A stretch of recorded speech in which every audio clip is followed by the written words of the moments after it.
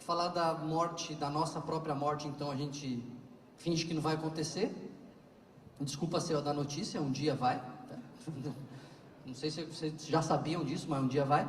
E a morte auto-infligida é um tema muito tabu, é um tema que a gente não gosta de falar, né? O suicídio é um tema que a gente foge, a gente evita, a gente finge que não existe e é um problema real. Isso vem mudando um pouco de forma geral na sociedade. A partir de alguns anos, a gente começou a falar mais sobre o tema. A gente começou a trazer mais para a consciência das pessoas que isso acontece, que isso é um problema, que isso está aí, que não adianta a gente não falar. Ao contrário, a gente precisa falar para esclarecer as pessoas, para entenderem que isso é uma questão de saúde e para a gente poder fazer alguma coisa, para a gente atuar de alguma maneira na prevenção do suicídio. E uma maneira que eu gosto, quando a gente vai tratar desse tema, é dividir, não é uma ideia minha, são os estudos que mostram isso, que existem 3 grandes fatores que são fundamentais para alguém chegar a cometer um suicídio. 3 grandes fatores. Qual é o primeiro grande fator associado ao suicídio? Veja, eu não estou falando de causa. Suicídio, a primeira coisa que a gente tem que falar, suicídio não tem causa. Suicídio não tem causa. Qual foi a causa do fulano ter se matado? Eu não sei. Ah não, mas não foi porque a mulher largou dele, não foi porque ele perdeu o emprego, não foi porque... Não foi por quê? Porque tem um monte de gente que a mulher larga que faz festa.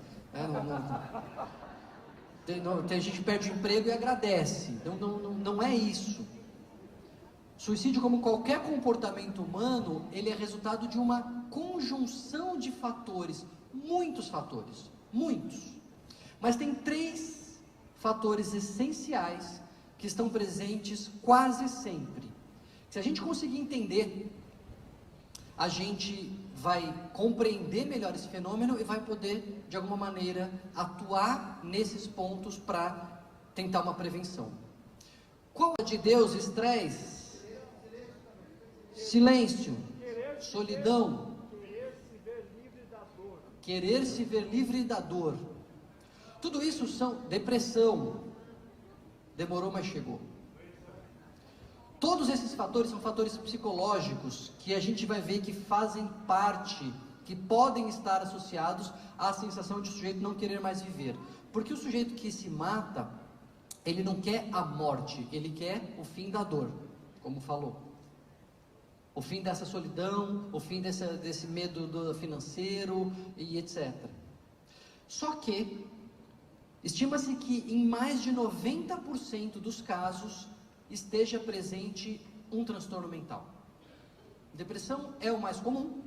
Na verdade, metade dos casos são transtornos do humor, que é basicamente depressão e o transtorno bipolar na fase depressiva. E aí depois vem transtornos psicóticos, que é uma coisa mais grave, ou até dependências químicas. O álcool está bastante associado também ao suicídio. Então existe, em quase 100% dos casos, em mais de 90% dos casos, a presença de um transtorno mental. E o transtorno mental é doença. O transtorno mental é doença. O transtorno mental não é frescura. Transtorno mental não é falta de fé. Transtorno mental não é falta de Deus. É bom falar com cristão, porque o que vocês já ouviram de besteira sobre depressão não é brincadeira. Né? Quem nunca ouviu falar, levanta a mão quem nunca ouviu falar que depressão era falta de fé.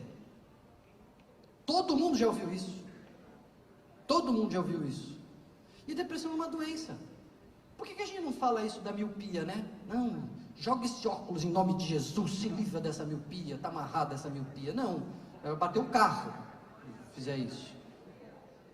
Ninguém põe a mão no peito, ai meu Deus, estou infartando, ai que dor no peito, acho que eu estou infartando, me leva para a igreja rápido. Não, né? Me leva para o pronto-socorro. Só que quando a doença é mental, a gente acha que não, a gente acha que é falta de fé, que tem que orar mais, que tem que ir mais na igreja, que tem que jejuar. Não que isso não seja importante, você pode fazer isso pela diabetes, você pode fazer isso pela caspa, pela unha encravada, pode orar por qualquer coisa. mas não vai tratar como uma doença séria que é. Não, mas reage, né? Você pega a pessoa está sem energia, sem força, não reage, gente. Olha quanta coisa boa na sua vida, faz uma força. Ninguém vira para uma pessoa com crise de asma, que está com falta de ar, fala, não, mas por que falta de ar? Olha quanto ar em volta. Tem ar sobrando, como é que você me fala que está faltando para você? Porque a gente entende que a asma é uma doença, mas a gente não entende que a depressão é uma doença e a gente fala essas bobagens. Não tem problema se você já falou na vida alguma vez. Não fale mais de hoje por diante. Transtornos mentais são doenças. E doenças que têm tratamento e em grande parte tem cura. Não é que você vai no psiquiatra e vai ficar condenado a casar com ele o resto da vida, vai ficar tomando remédio o resto da vida. Ah, não quero tomar remédio porque vou tomar remédio o resto da vida. Não, não vai. Vai tomar remédio o resto da vida se não tomar direito. Se tomar direito, na maioria das vezes tem cura. Então, para não me alongar muito, eu sei que está todo mundo com fome, transtorno mental presente na maioria dos casos de suicídio, na maioria das vezes quadros de humor, transtornos depressivos ou transtornos bipolar na fase de humor. O que já abre um caminho para a prevenção. Qual é o caminho da prevenção? Primeira coisa, o que vocês fizeram agora, abandonaram o preconceito com relação aos diagnósticos psiquiátricos. Porque às vezes a pessoa acha que está doente, sabe que não está bem, mas não vou lá não, porque isso é frescura, isso é falta de Deus, etc. Então, se a gente baixar o nosso preconceito, se a gente entender que elas são doenças, se a gente começar a prestar atenção que, puxa, uma coisa é você ficar triste 1, 2 dias porque aconteceu alguma coisa ruim, outra coisa é você passar uma semana, um mês, meio ano, 1 ano triste, não conseguindo reagir, está mais irritado do que o comum, está mais chateado do que o comum, não tem mais prazer nas coisas. Opa, peraí, vamos ver o que está acontecendo. É melhor procurar alguém e não ser nada, do que não procurar estar doente. Então, se a gente conseguir ficar mais atento aos sinais de mudança do nosso comportamento, das nossas emoções, e sem preconceito procurar ajuda, ponto, a gente já está fazendo uma grande coisa na prevenção do suicídio. Agora, não é todo mundo, aliás, é a minoria, mesmo das pessoas com depressão e transtorno bipolar, que se matam. A maioria das pessoas que têm depressão, têm transtorno bipolar, se tratam, vão bem, trabalham, vida normal. O que acontece com as pessoas, tem um segundo fator associado, a pessoa tem um transtorno mental e tem as coisas que vocês estavam falando. A pessoa se vê numa situação que ela entende que não tem solução e que é insuportável. Porque a pessoa que se mata, ela quer pôr fim a uma dor. Ninguém sabe exatamente o que é a morte, então o suicídio ele não está procurando a morte, ele quer o fim daquela dor. E por que a gente passa situações de crise e o ser humano é muito resiliente, a gente tem um instinto de vida muito forte e a gente não se mata? Aí que mostra a importância da presença do transtorno mental.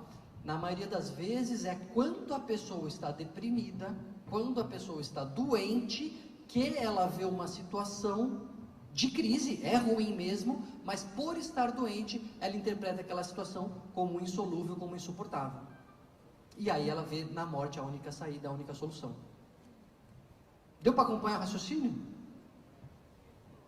Sim? Então, situação de crise. Nem preciso falar num congresso de militares sobre situação de crise. É muito prevalente, é muito comum em profissões que vivem tanto no limite, passar situações de crise. De várias naturezas, por causa da profissão, por causa de um superior hierárquico ruim. Eu sei que com vocês nunca aconteceu. Eu sei que com vocês aqui ninguém nunca teve um chefe ruim, mas lá fora acontece isso, viu? Lá fora isso acontece. Então, isso leva a situações de crise também. Crises financeiras, como foi falado aqui, crise conjugal e etc. Então, aqui é um outro espaço para atuação e prevenção. os serviços de psicologia, os serviços de atuação em momentos de crise, serviços de prevenção, que simplesmente falam para a pessoa, relembram para a pessoa, olha, eu sei que está muito difícil, eu sei que parece insuportável, mas ou dá para aguentar, ou daqui a pouco surge uma solução. Às vezes é tudo que uma pessoa quer ouvir. Tem uma história muito interessante na Coreia, tinha uma ponte, que as pessoas pulavam muito daquela ponte. Era uma das cidades campeões de suicídio no mundo. Aí uma empresa de seguros foi lá, em vez de construir grade para as pessoas não pularem, fez uma instalação artística. E conforme as pessoas andavam na ponte, ia acendendo luzes e aparecia foto de criança no colo dos pais, aparecia uma piada, uma mensagem de otimismo, etc. Praticamente zerou a taxa de suicídio daquela ponte. Às vezes, um atendimento breve, uma palavra de um amigo, muitas vezes nem é uma estrutura profissional, mas se a gente estiver atento para as pessoas ao nosso redor que dão sinais de crise, uma palavra de, olha, eu estou aqui, fala comigo se precisar. Cara, eu acho que daqui a pouco, vamos ter um pouco mais de esperança aqui, a gente consegue chegar lá. Vamos junto, vamos pensar uma outra solução. Não faz nada agora. Vamos dar um tempo, daqui a 2 dias a gente vê aqui de novo, conversa e aparecer uma solução. Às vezes é o que basta. Aliás, é um dos fatores de proteção contra o suicídio entre as pessoas religiosas. Porque as pessoas religiosas têm fé, e a fé sempre fala assim, tá ruim demais, mas vai sair alguma coisa boa daqui. Né? A fé, ela ajuda a gente a caminhar e acreditar que tem uma solução, pelo menos daqui a pouco. Agora tem um terceiro ponto. A pessoa, normalmente do transtorno mental, que faz ela, numa situação de crise, a interpretar aquela situação como insolúvel e insuportável, mas para se matar ela precisa de mais uma coisa. Do quê? De um meio. Esse é o terceiro grande fator de risco: acesso a meios letais. Não é por acaso que uma das profissões que tem mais suicídio é entre os médicos, mas também em profissões com acesso à arma. Por quê? Porque às vezes vem os pensamentos, a pessoa numa situação de crise, não está bem, está doente, vem pensamentos, né? Acho que vou acabar com tudo. Ai meu Deus, eu acho que não tem mais solução, eu vou acabar com tudo. Se a pessoa não tem acesso fácil ao meio letal, como esses pensamentos eles oscilam, às vezes vai, às vezes não vai, porque a gente tem um instinto de vida muito forte, então a pessoa num segundo ela acha que não tem mais jeito, mas de repente ela respira e fala, não, talvez tenha um jeito, etc. Se ela não tem um acesso fácil ao meio letal, às vezes isso é suficiente para numa dessas oscilações ela não fazer nada. Se ela tem um acesso fácil ao meio letal, e quanto mais letal o meio,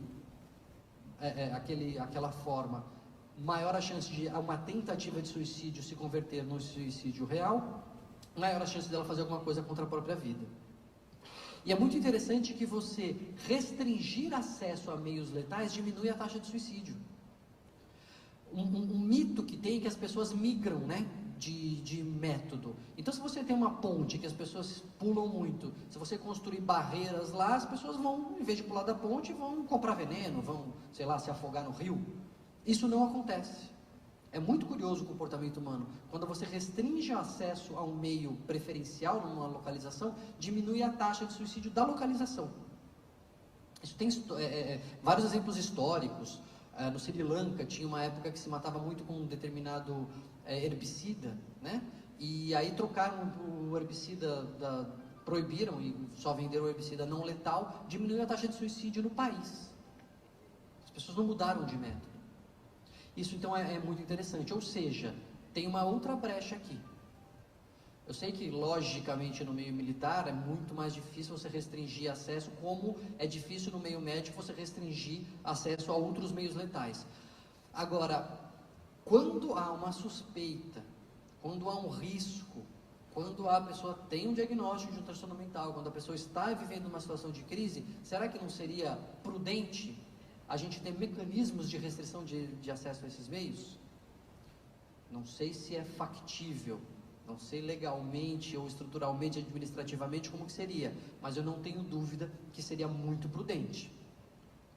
Porque quanto mais fácil for o acesso, maior o risco, e quanto mais aquele método for percebido como eficaz e indolor, maior a chance da pessoa tentar.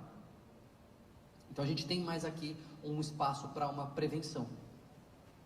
Então, para resumir bastante essa fala, eu acho que se a gente sair daqui com esses 3 grandes fatores de risco para o comportamento suicida: a presença de um transtorno mental, a existência de uma situação de crise e um acesso fácil ao meio potencialmente letal, a gente abre grandes espaços de intervenção na detecção precoce de alterações de comportamento, no envio breve e rápido para tratamento, no manejo de situações de crise e na restrição de acesso a meios letais sempre que possível. Queria deixar com vocês esse conhecimento, essa mensagem, agradecer o trabalho de vocês, de verdade. É um trabalho, vários trabalhos, eu sei que tem vários trabalhos representados aqui, mas que, como o trabalho do médico, isso que a gente tem em comum, a gente sabe o quão essencial é, mas nem sempre a gente dá o reconhecimento devido. Então, presto aqui a vocês minha homenagem, agradeço mais uma vez o convite e fico aí aberto para a gente debater mais um pouco. Muito obrigado.